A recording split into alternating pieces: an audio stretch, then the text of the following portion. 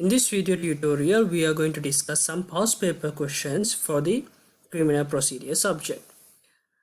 Then, basically, අපි හැම subject එකටම කිව්වා වගේම past paper discussion එකේදී අපි idea එකක් ඔයාලට දෙනවා කොයි විදිහටද answer එකක් එන්න ඕනේ මොනවද මේ past papers වල තිබිලා තියෙන answer. so එතකොට ඔයාලට ඒකෙන් idea එකක් ගන්න පුළුවන් කොහොමද අපි දෙයක් argue කරන්නේ කොහොමද මොන sections ද මේකට applicable වෙන්නේ කියන එක.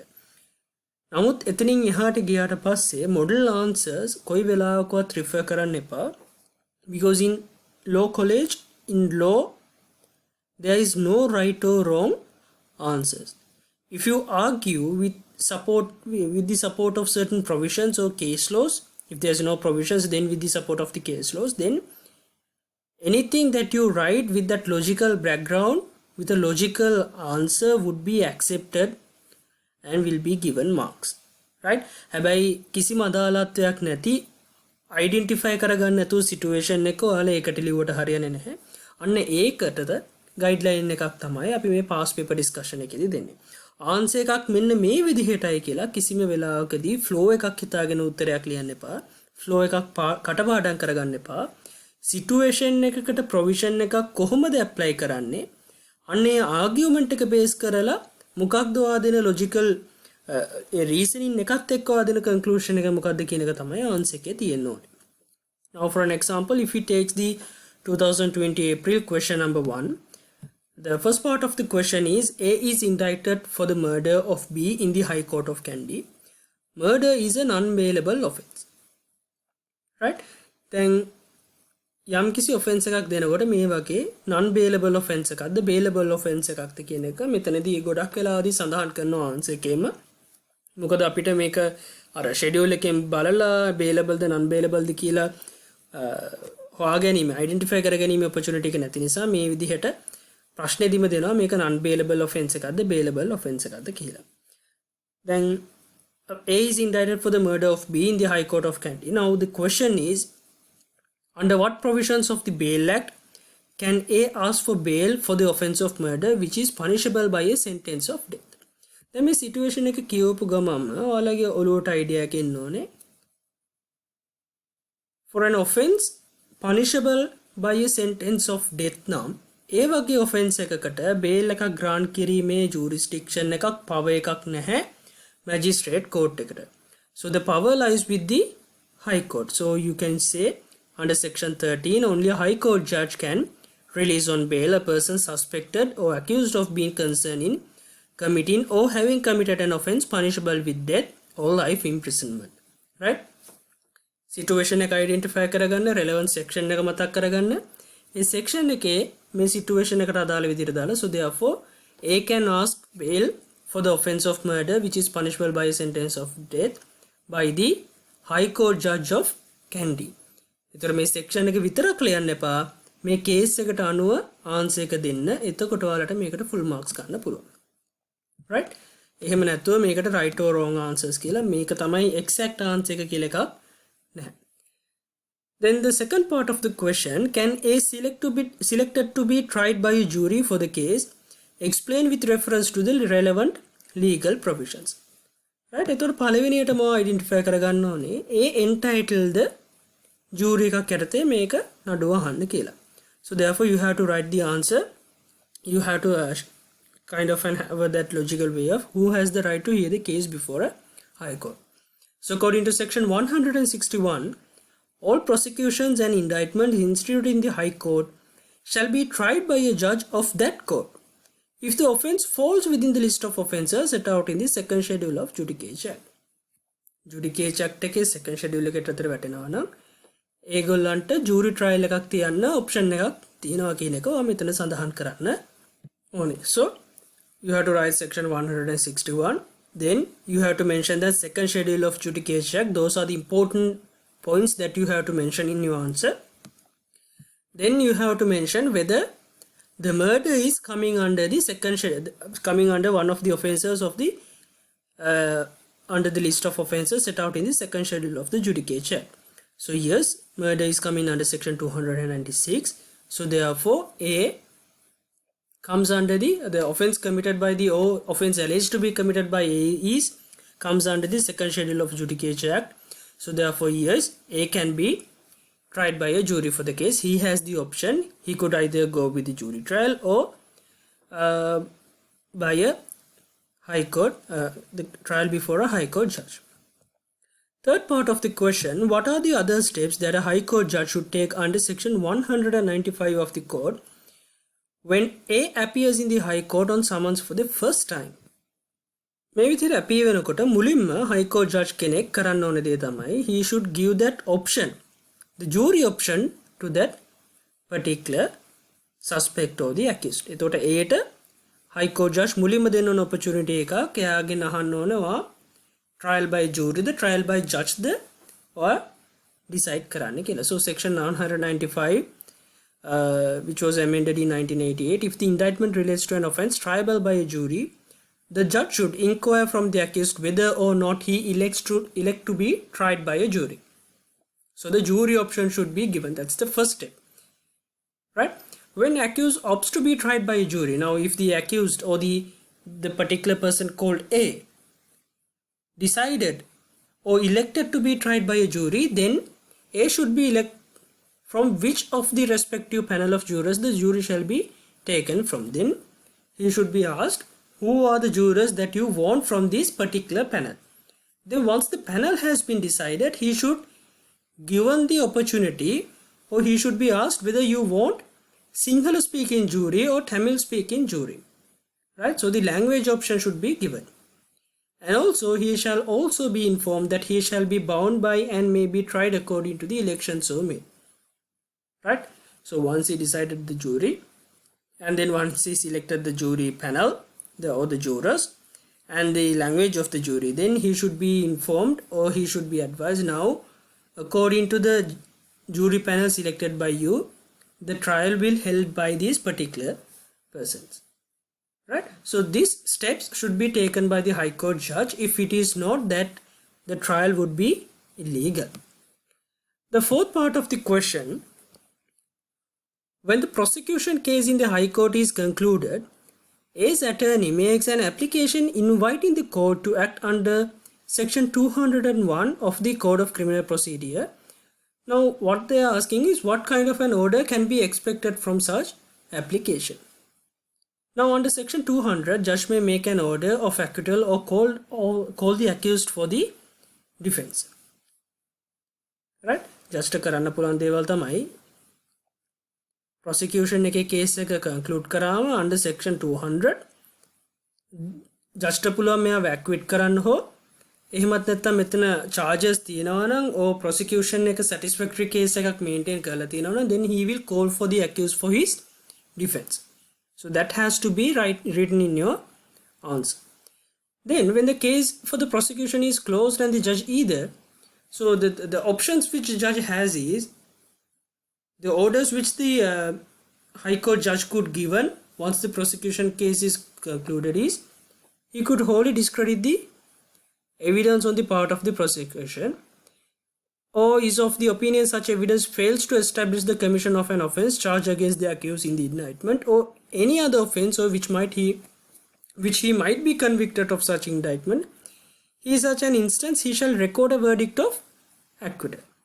If judges consider that there are grounds for proceeding with the trial, he shall call the accused for his defense. In basically යාට acquit කරන්න පුළුවන්. prosecution එකකින් ඒ acquit කරනකොට හරි acquit කරන්න හරි accused party එකේ defense එකට හරි එන්න කියන්න පුළුවන්. දෙන්න පුළුවන් orders තමයි එක්ක යාට පුළුවන් prosecution එකේ සම්පූර්ණ evidence එකම discredit කරන්න. එහෙමත් නැත්නම් accused party එක suspect charge කරලා තියෙන offense එකට evidence මේව කරලා නැහැ, evidence prove කරලා නැහැ. හැබැයි වෙනත් offense එකකට evidence prove වෙලා තියෙනවා නම් අන්න ඒ fact එක record කරලා එයාව acquit කරන්නත් පුළුවන්. නැත්නම් වෙන charge එකකට එයාව lesser offense එකක් නැහැ, lesser offense එකට charge කරන්නත් පුළුවන්. ඒතර මේ charge කරන අවස්ථාවක් නම් එතකොට accused ගේ defense එක call කරනවා. එහෙමත් නැත්නම් prosecution එක satisfactory විදිහට case එකක් file කරලා ඒක prove කරලා තියෙනවා නම් එතකොටත් accused defense එක accused के defense applications කරන්න කියලා කියනවා. So those are the judgments or the orders that can be expected from such application when the prosecution has concluded the case. එතකොට මේ section 200 වල මෙන්න මේ idea එක ඔයාලගේ answer එකේ තියෙනවනේ. මේකේ flow එක කොයි විදිහ වුණත් කමක් නැහැ. But those points has to be included in your answer. Then the part E of the question is, when the High Court judge decides to call the defense of A at the conclusion of the prosecution's case, list the options A has in presenting his defense. Now when you're writing this answer, හැමතිස්සෙම අර කිව්වා වගේ නිකම්ම section එක ලියන්න එපා. අපි මෙතනදී mention කරලා තියෙන section එක, but always use the terms that have been given in the question. Right? According to section 201, A has the following options, or A has the options as given below. Then you write the options he has. Okay? So A could remain silent. A has a right to remain silent. He should not call his witnesses. එහෙමත් නැත්නම් එයා මේක පිළිගන්න ඕනෙත් නැහැ. එයාට defence එක ගේන්න ඕනෙත් නැහැ. He can remain silent. That's one option. The second option which A has is, A has the right to make a statement from the dock. A could make a dock statement. That's the second option. Thirdly, the right to give evidence and call to witness. Right? Ekko remain silent, ekko dock statement. එහෙමත් නැත්නම් in general way යාට පුළුවන් එයාගේ defense එක call කරන්න. So those are the options which A has when the prosecution case is concluded. Right? Okay. Now we are going to discuss question number 3 in 2020 April. Now read the scenario carefully. A, B and C together rob a jewelry shop in Negombo and ride away in separate direction in 3 motorcycles with a bag of stolen jewelry each. The first part of the question, A's motorcycle falls as A was trying to get away from the crime scene, and D, an off-duty soldier who witnessed the crime, fights with A and arrest him on the street. Advise D on how he should lawfully arrest A. Now first, you should define this particular person called D. D is an off-duty soldier. So the first thing that you need to conclude is whether D, this off-duty soldier, comes under the peace officer. Because peace officer කෙනෙක් යටතට වැටෙනවද කියලා. Because only the peace officer has that ability or the right or the power given by the criminal procedure code to arrest some person. අනිත් අයට arrest කරන්න පුළුවන් private persons ලටත්, but the power has been given lawfully to those peace officers. So therefore in first statement of your answer you have to mention that D, an off-duty soldier, is not comes under the definition of peace officer. Peace officer is only the police officers or Grama Niladaris who was appointed by the Disapativarun, right? He just appoint කරපු කට්ටිය විතරයි අපි peace officers ලා විදියට ගන්න. Right? So therefore D is not a peace officer. So this is coming under a arrest by a private person. Right? So the generally arrest could be made by, he cannot actually touch the body or confine the body of that person. Right? First of all, he has to taken him into the custody by word or action. Only if that particular person is did not obey to that given orders, then only they can actually touch the body and confine that particular person. Right? So that is the general way. You can write this section 23 subsection 1, but the most important section is section 35. මේ answer එකේ අනිවාර්යයෙන්ම ලියවෙන්න ඕන answer section එක තමයි section 35 කියන්නේ. A private person, so in this scenario the off-duty soldier or the D, a D who is a private person can arrest a suspect, or he can arrest A without a warrant for arrest if a cognizable offense is committed in the presence of such private person. Right?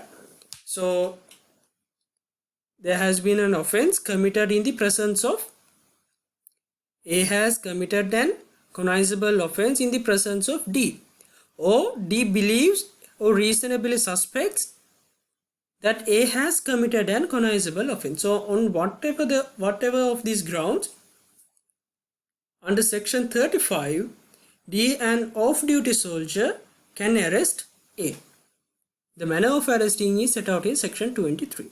A private person who effects an arrest shall make over the person to arrested to peace officer or to the nearest police station without unnecessary delay. So you have to advise D, okay, you can arrest this particular person on the ground that he has committed an cognizable in the presence of you, or if the suspect reasonably suspect that A has committed an cognizable offense, then you can arrest A under section 35, but you should make sure to hand this particular person or hand A to a peace officer or to the nearest police station without any unnecessary delay. Right? Reasonable time එක මොකක්ද කියලා නැහැ, 24 hours අතර දෙන්න ඕනේ කියලා නැහැ. Unnecessary delay එකක් නැතුව දෙන්න පුළුවන්. As soon as possible you have to hand it that person to the peace officer or to the nearest police station. So that's how you have to arrest D with regard into arresting A. The second part of the question, the IP Fernando, the OIC of the Negombo police, comes to the scene and D hands over the custody of A to him. How should IP Fernando take custody of A without violating the legal provisions relating to arrest? Private person කෙනෙක් arrest කරපු කෙනෙක් peace officer කෙනෙක්ට බාර දුන්නාම ඒ peace officer act කරන්න ඕන විදිහක් තියෙනවා. මුලින්ම එයා බලන්න ඕනේ මේ arrest කරන පුද්ගලයාව warrant එකක් ඇතුව arrest කරන්න, warrant එකක් නැතුව arrest කරන්න පුළුවන්ද බැරිද කියලා. warrant එකක් නැතුව arrest කරන්න පුළුවන් නම් අර general law එකේ කියලා තියෙන එක section 23ට අනුව ආයි අලුතෙන් arrest කරන්න ඕනේ. warrant එකක් නැතුව මෙයාව arrest කරන්න බැරි නම් then he should be released. Right? So first of all, OIC must find whether A can be arrested without a warrant. If there is reason to believe that such person comes under these provisions of section 32, then the peace officer shall re-arrest him according to section 23. The arrest shall be effected according to the provisions of section 23, and the nature of the charge or allegation shall be informed to the person. The person making the arrest shall actually touch the body or confine the body of the person to be arrested, unless there to be a submission to the custody by word or action. Right? ඔන්න ඔය part එක තියෙන්න ඕනේ කොයි අවස්ථාවලදීද කොයි විදිහටද මේ OIC act කරන්න ඕනේ කියලා. The last part of the question, number 3. Informant, he tells IP Fernando that he has reliable information that the stolen goods from this robbery are kept hidden in the warehouse where C works as a storekeeper. How can IP Fernando legally search C's workplace for the jewelry? So this is with regard into search warrant. So under section 70, according to section 70, he can make an application to the magistration to get a search warrant. So magistrate can issue search warrant when it receives information and after an inquiry if it thinks necessary and has reason to believe that a place is used for the deposit of sale of stolen property or place is used for deposit. So in kind of unlawfully obtained property. So in this scenario also they are illegally obtained or the robbed stolen goods are in there. So therefore if they have reliable information and if they have reasons to believe, the magistrate has reason to believe, so upon proof of that IP Fernando can obtain search warrant to search this particular place. Right? එතකොට මේ warehouse එකේ සම්පූර්ණ premise එක search කිරීම සම්බන්ධයෙන් warrant එකක් ගන්න පුළුවන්. එතකොට IP Fernando ගේ නමට මේ warrant එක ගත්තොත් IP Fernando ට පුළුවන් ඒ particular place එක warehouse එක search කරලා මේ stolen goods තියෙනවද කියලා identify කරගන්න. Right? So now we are going to discuss 2020 April question number 4. We have taken more questions of 2020 April because in that question paper there were a lot of scenarios were given. Theory questions අපි අර අනිත් හැම විෂයකටම කියනවා වගේම theory questions ඔයාලට පාඩම් කරලා ලියා ගන්න පුළුවන්. flow එකක් හදා ගන්න එක ලොකු අමාරු දෙයක් නෙමෙයි. නමුත් problem question එකක් ඒ scenario එකත් එක්ක identify කරලා මොනවද මේ උත්තර කියන එක හඳුනා ගැනීම ඉතාමත් වැදගත්. Right. Fourth question, A notices that his house is broken into through a window one night. He calls 119 and informs the police the very next day. The police at the scenes records A's wife B's statement and the statement of C, who is A's neighbor who had seen a person near the window at about the time of offense. C says he can identify the person whom he saw if seen again. Now the first question is, what is the first information in this situation which received by the police? So therefore first information is where the investigation was commenced. එතකොට මේ B ගෙන් C ගෙන් statement ඔක්කොම පොලිසිය අරගන්නේ A phone call එකෙන් මේ offense එක ගැන කියපු විදිහට. So that becomes the first information. So telephone call made by A to 119 becomes the first information. The first information is not a statement recorded during the course of investigation. Right? The investigation commenced with the first information where the police got to know about this particular incident, right? So therefore that phone call made by A to 119 is the first information. The second part of the question, so always look how many marks have been allocated to the question. ලකුණු දෙකක් විතරයි දීලා තියෙන්නේ. නිසා ලොකු උත්තර මේවට ලියන්න යන්න එපා. The second part of the question, what is the evidentiary advantage that a first information has over the statement recorded in the course of investigation? तोर මේකටත් ලකුණු දෙකයි තියෙන ලොකු ඩීටේල් ලියන්න එපා. First information එකකයි statement recorded during the course of investigation එකයි අතරයි තියෙන වෙනස්කම. එහෙමත් නැත්නම් first information එකේ තියෙන evidentiary advantage එක මොකක්ද කියන එක ලියන්න තියෙන්නේ. So therefore you have to mention about section 157 and this particular term corroborate the testimony of a witness. So only the first information has that evidentiary advantage of corroborating the testimony of a witness in the trial. The statement recorded in the course of investigation do not has that liberty or the evidentiary advantage. Right? එතකොට section 157යි මේ corroborate කියන වචනේ තියෙනවා නම් ඒ වචන දෙකත් එක්ක වට ආන්සර් එක හදා ගන්න පුළුවන් නම් වට මේ ලකුණු දෙක අරගන්න පුළුවන්. ඊට පස්සේ අපි 2020 ම question number 6 එක ගත්තොත් එහෙම මෙතනදී අහනවා, what are the steps that a magistrate can take according to the powers given to him under the Code of Criminal Procedure Code? Magistrate තියෙන powers මොනවද කියලා අහනවා. When the police found the magistrate to disperse an unlawful assembly. Unlawful assembly එකක් සම්බන්ධයෙන් magistrate කෙනෙක්ට දෙන්න පුළුවන් orders මොනවද, magistrate කෙනෙක්ට ගන්න පුළුවන් steps මොනවද කියලා අහනවා. So the relevant section is section 95 subsection 1. Any magistrate or police officer not below the rank of inspector of police. එතකොට දැන් මේ ප්‍රශ්නෙට නම් මෙන්න මේ part එක ඕනේ නැහැ.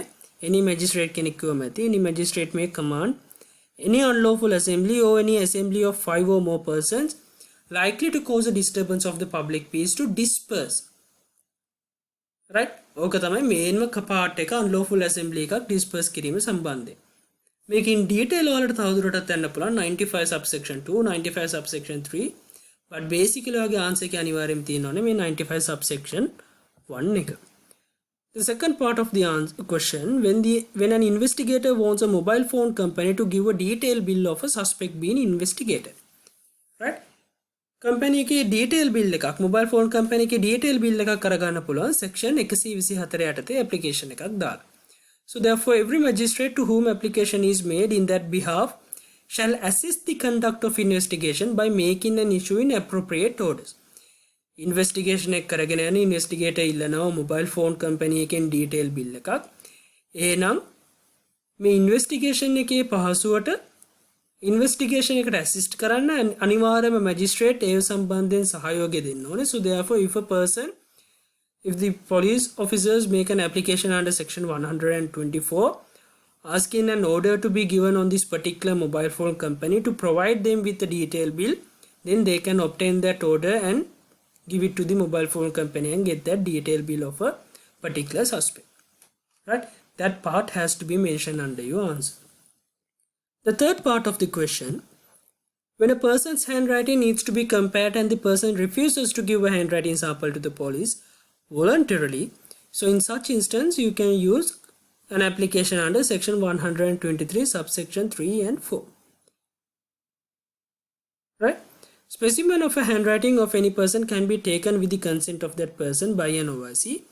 That's subsection 3. But the scenario is for subsection 4, when a person refuses to comply for that order, then the magistrate make an application or make necessary order on the application. He can order that particular person to provide him with a handwriting sample. එතකොට ඒකටත් comply නොවනෝ that will be contempt of court. එතකොට ඒ සම්බන්ධයෙන් දඬුවම් කිරීමේ හැකියාවක් තියෙනවා. Fourth part of the question, when a person who has been warranted for his failure to appear before court has now surrendered to court through lawyer. Right? මේ situation එක මේ වර්තමානයේදීත් ගොඩක් කතා වුණා. ලෝයර් කෙනෙක් කරා කෙනෙක් සරෙන්ඩර් වෙනකොට මොනවද එතනදී වෙන්න ඕනේ කියලා මේකට ගැසට් නොටිෆිකේෂන්ස් උත් තියෙනවා. නමුත් අපිට මෙතනදී කතා කරන්න ඕනේ section 51 in detail කතා කරන්න ඕනේ නැහැ. A magistrate's court issuing a warrant for the arrest of any person may in the case of any non-bailable offence and shall in the case of a bailable offence direct by endorsement on the warrant that if such person executes a warrant with sufficient sureties for his attendance before the court at a specified time and thereafter until otherwise directed by the court, the officer should release him. Right? එතකොට appear වෙන්න තුව කෙනෙක් දැන් surrender වෙනවා නම් lawyer කෙනෙක් right මොකද්ද කරන්න ඕනේ කියන එකේදී advice කරන්න ඕනේ. එතකොට මෙයාව bail එක දෙන්න පුළුවන්. bail කරන්න පුළුවන් offense එකක් නම් bail කරන්න පුළුවන්. ඒ bail කරනකොට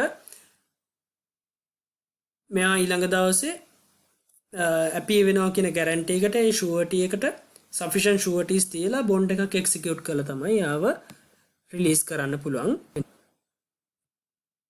පස්වෙනි ප්‍රශ්නයෙන් අහනවා when a person arrested on suspicion of a drunken driving refuses to subject himself to an examination of government medical officer medical report එකක් ගන්න තු medical examination එකක් refuse කරනවා නම් එතකොටත් OIC ට පුළුවන් 122 subsection 2 යටතේ if such person does not consent එක අතුව medical examination එකක් කරන්න පුළුවන්. consent එක නැත්තම් OIC may apply to the magistrate for an order authorizing a government medical officer named therein to examine such persons. Such persons shall submit to such examination and GMO shall report to the magistrate.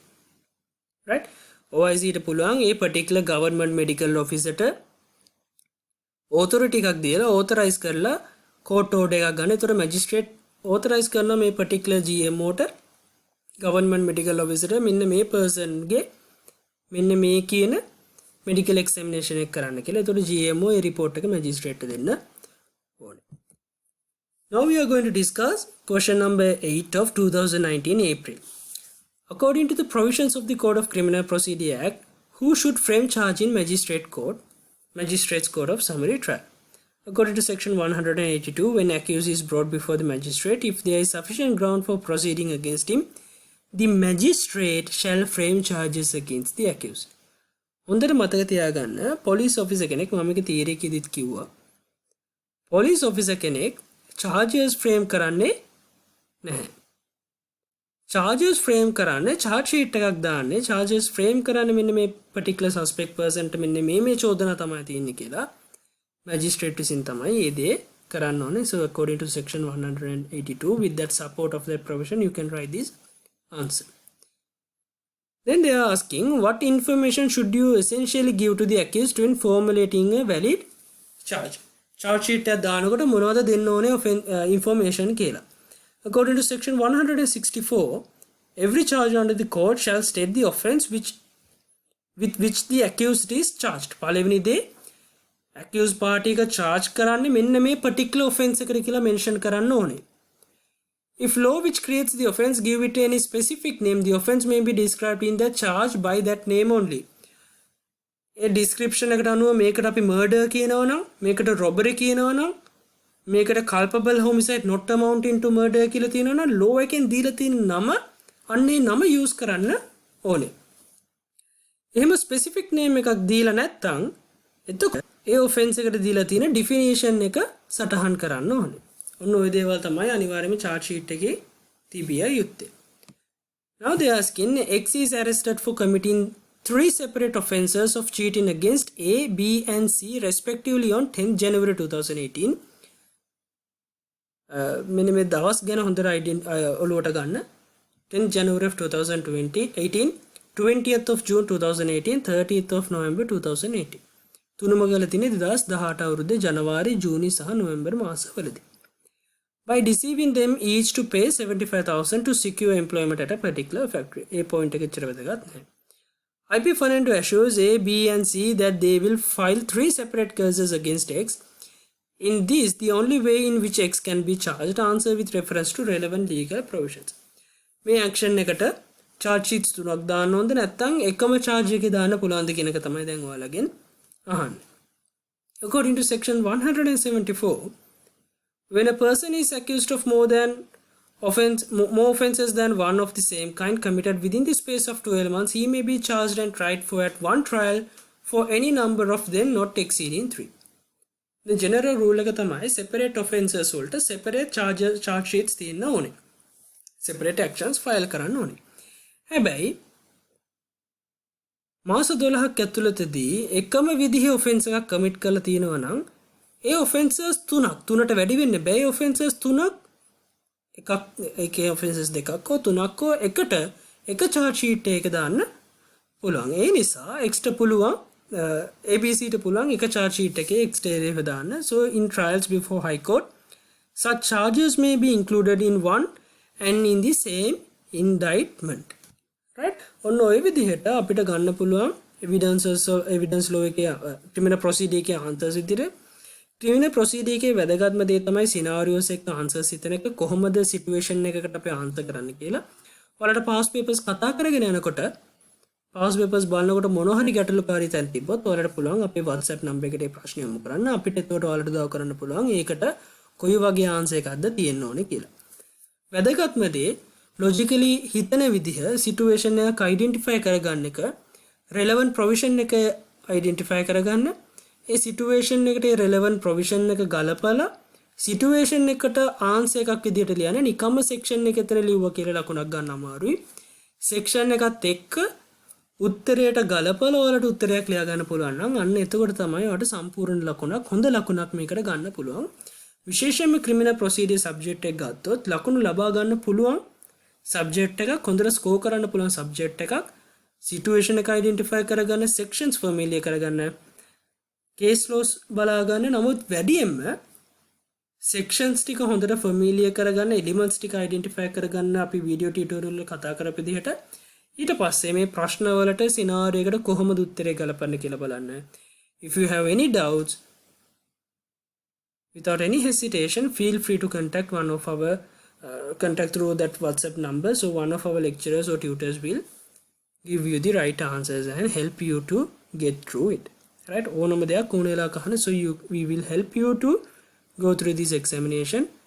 ප්‍රශ්න කරලා identify කරගන්න පුළුවන් කොයි විදිහටද මේකට උත්තරයක් හදා ගන්න ඕනේ කියලා.